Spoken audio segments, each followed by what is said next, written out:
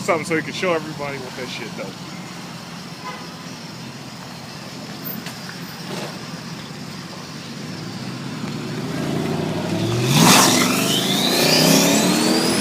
Yeah! America!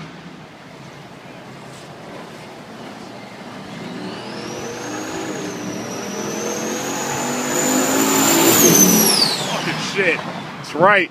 America. Okay, this is the SRT8 20, the old first generation. And getting rid of this one. You see we had these little shitty LEDs added onto it. Getting rid of this one right here and stepping up. As you already know what the Jeep is. But me personally, I like this first generation better. I honestly think the first one looks better. And on top of the fact that I think it looks better, it's also a lot lighter. And because it's a lot lighter, it accelerates faster. So they're taking it in for the inspection and whatnot, and we're going to move it. We're going to sell it off. These SRT8s hold their value really well. Like, I really didn't talk about it in my last video, but my SRT8 that I sold, the silver one, that car, I still got $20,000 for it, and that was after 65,000 miles. So SRT8s, it's like if you can afford the gas, SRT8 is the way to go. That's exactly right, it's the way to go. And we're doing the check on it and checking out to see, you know, how everything looks underneath the Jeep. I like those old wheels, man. Those old wheels are fucking sick, but this car had an awesome profile. This car had a really nice profile. Black Brimbos. Wow.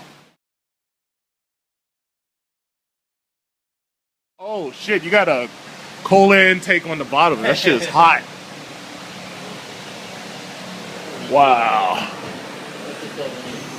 Now that's American fucking power right there. Look at that shit. Trade that motherfucker in. Supercharge the 2014. Wow, that shit is hot.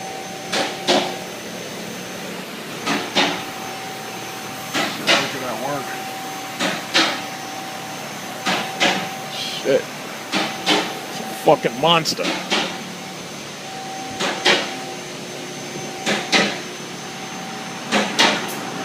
This is a 2012. You'll notice that on this 2012, it's got the silver wheels instead of the black wheels. Now, this is a 2012. Okay. Silver wheels instead of the black ones.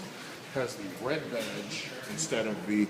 Because basically, I think Chrysler made a mistake putting this car out too early. They still have the red badge instead of the black badge. And back when they first put this truck out, this was like the first SRT8 that they... It was one of the first, because I think it was either the Charger or the Challenger 392. But the problem is it has the older steering wheel. But the steering wheel is not the problem, because my problem with this steering wheel is that the radio controls and the volume controls are on the back of the wheel rather than the front. And this wheel is actually very, very beefy.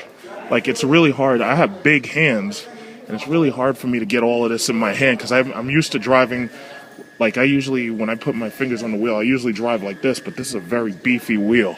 And it basically tells you how big the car is.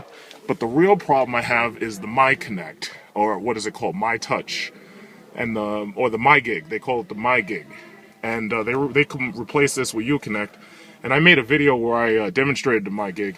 It's decently powerful, especially if you have Boston acoustic speakers. And you have the kicker amplifier and the kicker subwoofer. I think it's an amplifier from Alpine and a kicker subwoofer combo. But when you have that in this car, you don't have to really do anything to the car. As you can see, there's an Ultra View moonroof.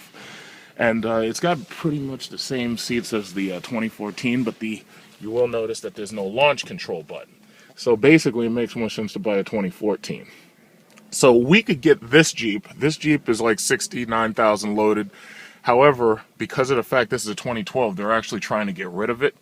And so I could get this Jeep, if I really wanted this one, I could get this one for about 12,000, possibly 13,000 off. However, it kind of makes more sense to get the 2014 considering the technology difference. And to me, the technology is a big deal because I really love using the UCONNECT speed computer for the SRT apps. So in my opinion, that's something you don't want to do without.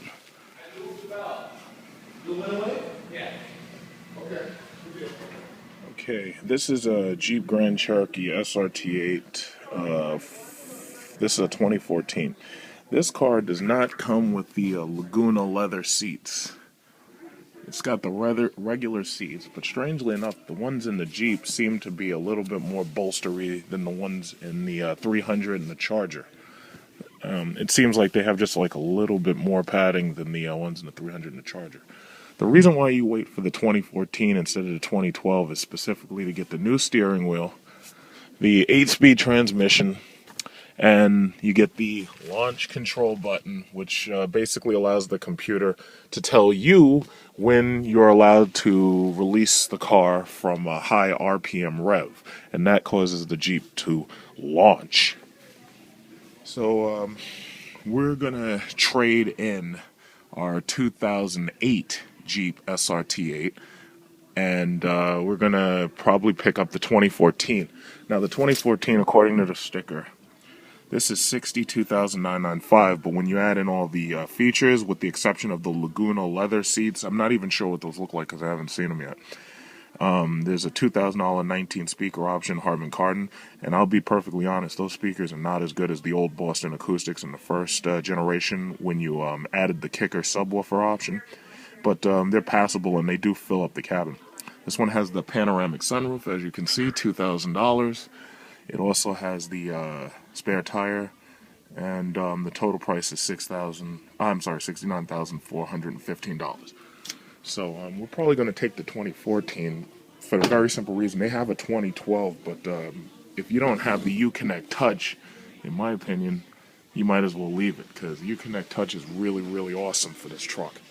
So we're going to take a 2014 over the 2012. See that? I'm guessing we'll pull it in black. I don't know if they want another color. We may get silver, though, because I think they have a silver 2014. But that's the truck.